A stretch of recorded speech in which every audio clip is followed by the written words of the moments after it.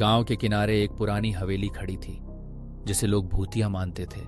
कहते थे कि वहां रात के समय अजीब आवाजें आती थीं और एक रहस्यमय छाया अक्सर खिड़कियों के पास दिखाई देती थी।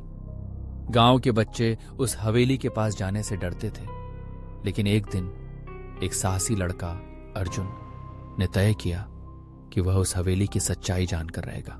रात का अंधेरा छाने लगा जब अर्जुन ने हवेली की ओर कदम बढ़ाए। हवेली का दरवाजा धीरे धीरे खुला, जैसे किसी ने उसे बुलाया हो।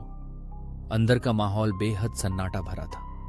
दीवारों पर पुरानी तस्वीरें लटकी थीं, जिनमें लोग मुस्कुराते हुए नजर आ रहे थे, लेकिन उनकी आंखों में एक अजीब सी चमक थी। अर्जुन ने आगे बढ़ते हुए महसूस किया कि जैसे कोई उसे घूर रहा हो। एक कमरे में पहुंचकर उसने अचानक एक खिड़की के पास एक धुंधली आकृति देखी। वह आकृति धीरे धीरे उसकी ओर बढ़ी। अर्जुन का दिल तेजी से धड़कने लगा। कौन हो तुम? उसने डरते डरते पूछा। आकृति ने कोई जवाब नहीं दिया, बस उसकी ओर बढ़ती रही। अर्जुन ने पीछे हटने की कोशिश की, लेकिन उसका पैर एक पुरानी कुर्सी पर पड़ गया और वह गिर पड़ा।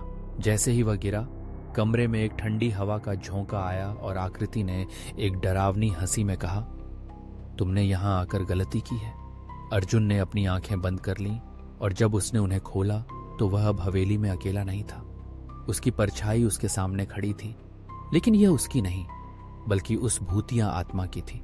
हवेली की दीवारों में कैद होकर अर्जुन का नाम भी अब उन तस्वीरों में शामिल हो चुका था।